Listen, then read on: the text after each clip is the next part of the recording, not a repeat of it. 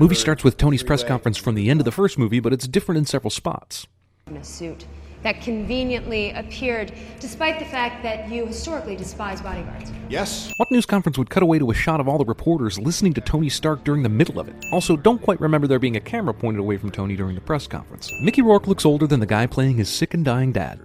Because I haven't come across anyone who's man enough to go toe-to-toe with me on my best day. On subpar days, I'm actually quite beatable. Tony changes clothes between the stage and backstage. A hush went over the crowd at Rhodey's alarming weight loss and substantial plastic surgery work since his last public appearance. I believe that's North Korea. See Transformers? Iron Man knows what kind of threat North Korea is. The C-SPAN YouTube channel misspelled the word capital in the title of the video. Also, 1.8 million views, but only 10 ratings? That's clearly a case of someone buying views, right? That view count is totally artificially inflated. There's only about 8,011 things that I really need to talk to you about. Damn, if she'd only had 990 more, it would have been Over 9,000! Stark's mirror image doesn't match the real Stark's movements. I'm pretty sure that the Monaco Grand Prix track officials would not allow him to drive this car for any reason. Despite Tony being in love with her and her being the CEO and, a woman, Happy still inexplicably takes Pepper with him on his car trip straight to where the fighting is happening. This is a pretty suicidal way to bring Tony his suit. You know these guys are driving 220 miles per hour in the opposite direction, right?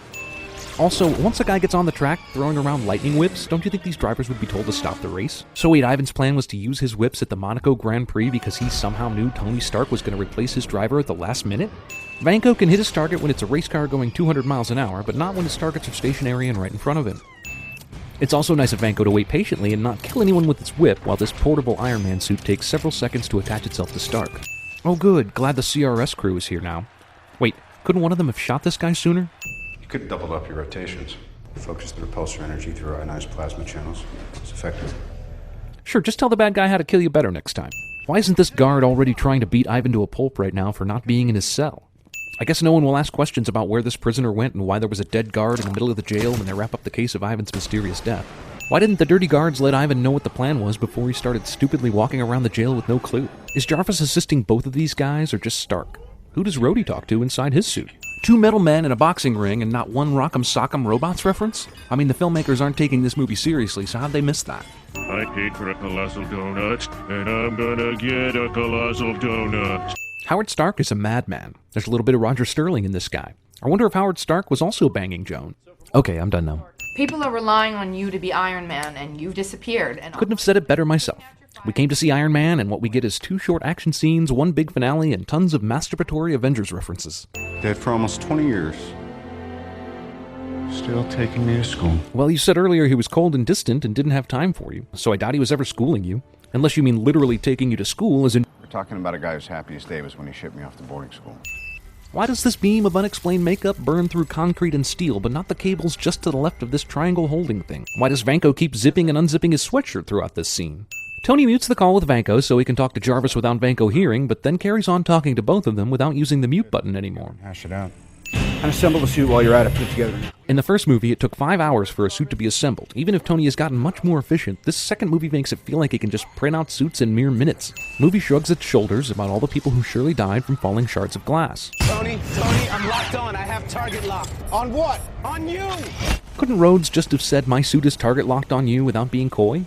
No one gets hurt or killed when the world-class ammunition breaks through the observatory tower glass. This drone manages to crash land without hitting one person in a large crowd of people. Iron Man takes a sweet-ass time saving this kid who might be blown to bits any second. Listen. A pack just peeled off. They're headed back to the expo. Got it.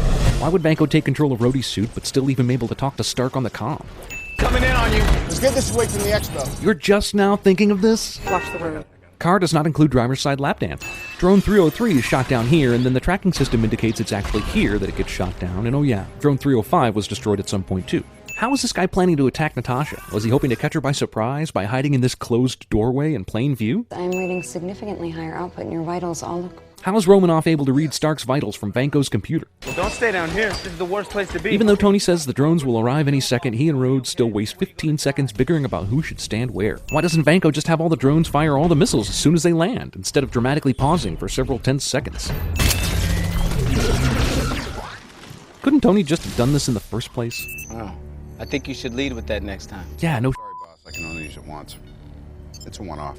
Yeah, that's funny, Tony. That was the one time to use it, face, when you're surrounded. Okay, so the first Iron Man movie had some bad guy making his own Iron Man suit, and then the climax is a big Iron Man versus Iron Man thing. The second movie has a bad guy making his own Iron Man suit, and then the climax is a big Iron Man versus an Iron Man thing. If the Mandarin has his own Iron Man suit in Iron Man 3, they'll have the trifecta. Okay, so any sensible person would have taken off flying the very second Vanko's chest piece started blinking red, but instead Iron Man and Rhodey have to pause and then have a chat about it. Also, if Vanko's so smart as to set up a failsafe measure in the self-destruct thing, then why is he so dumb as to set it on a 30-second delay, giving Tony and Rhodes plenty of time to get away? Look, I know the last time Tony saw Pepper was right here, and then the building is evacuated, and then she tells this cop she's gonna stay, but Tony doesn't know that, so how does he know to fly to this exact place to save her at the last minute? I heard the whole thing. You should get lost. I was here first. I was here first? Heard the whole thing? This is a random roof in the middle of Queens. What made you go here of all places?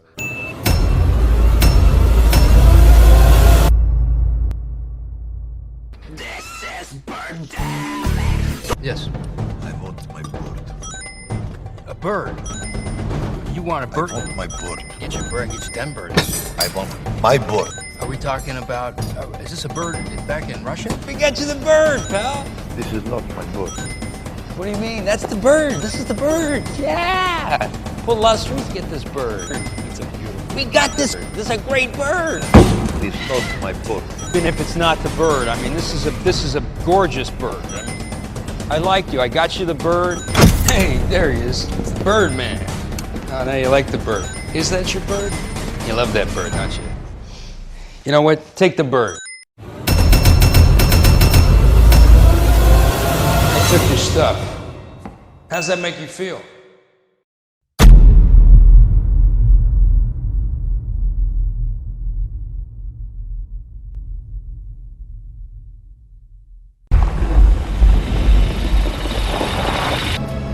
Sir.